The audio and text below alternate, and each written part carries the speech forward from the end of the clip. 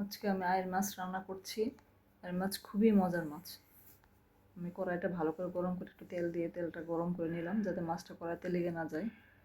আমি মাছগুলোকে একটু হলুদ, লবণ, মরিচ দিয়ে মাখিয়ে কিছু সময় রেখে দিয়েছিলাম যাতে মাছের ভিতরে মশলাগুলো ঢুকে, তাহলে খেতে খুবই ভালো লাগে। আমি মাছটা হালকা ভেজে নিয়েছি যাতে মাছের কাঁচা গন্ধটা না থাকে।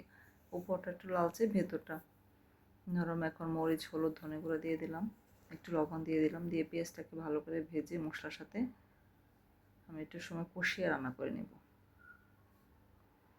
একটু পানি দিয়ে দিয়েছি যাতে মশলা করে পুড়ে না যায়।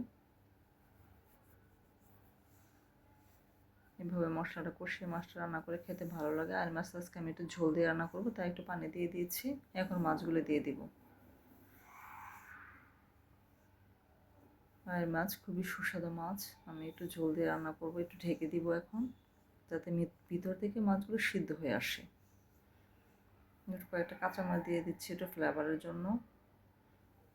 এখন কিছু সময় জাল করে একটু পানিটা শুকিয়ে নেব। খুবই সুস্বাদু মাছ, দেখতে অনেকটা পাঙ্গাস মাছের মতো, বাট স্বাদ ভিন্ন রকম। আমার মাছ রান্না অলরেডি হয়ে গিয়েছে।